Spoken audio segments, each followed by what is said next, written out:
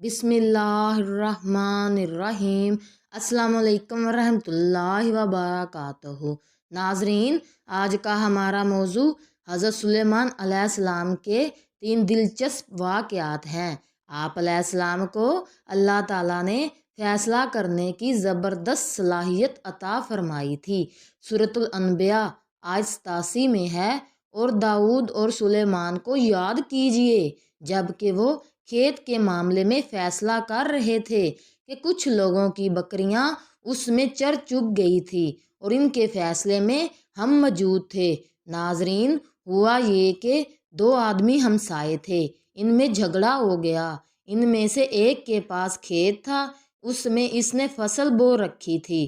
دوسرے کے پاس کچھ بکریاں تھیں۔ بکریوں کا چرواہا رات کے وقت دیوار والے دروازے کو بند کر دیتا تھا تاکہ بکریاں نکل کر فصل کو نقصان نہ پہنچائیں۔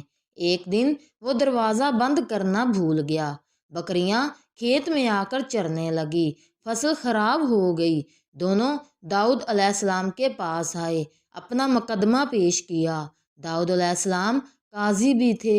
اس وقت سلیمان علیہ السلام کہیں گئے ہوئے تھے۔ داؤد علیہ السلام مقدمہ سن کر کہنے لگے، یہ بکریوں والے کی سستی کا نتیجہ ہے۔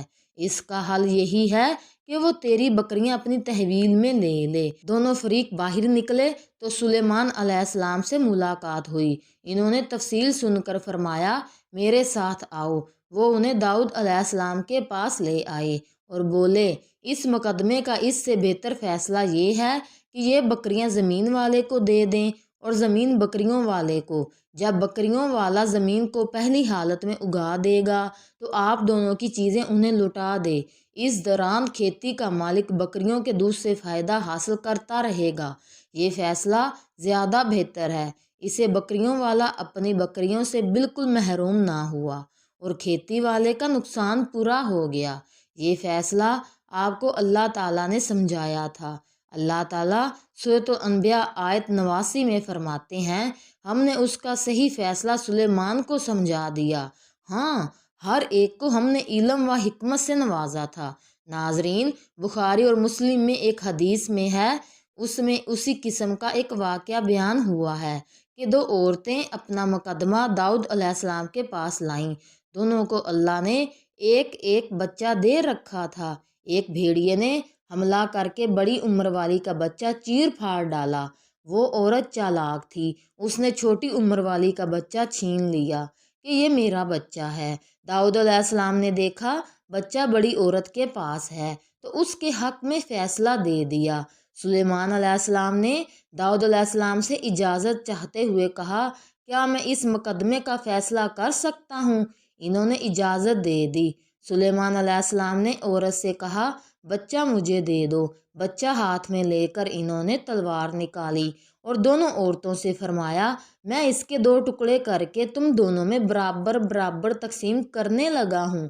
یہ سن کر بڑی عورت بولی کہ ٹھیک ہے، جبکہ چھوٹی عورت ممتا کی وجہ سے چلا اٹھی کہ آپ اسے زندہ رہنے دیں اور اسے دے دیں۔ یہ سنتے ہی سلیمان علیہ السلام بول اٹھے، تو ہی اس کی ماں ہے۔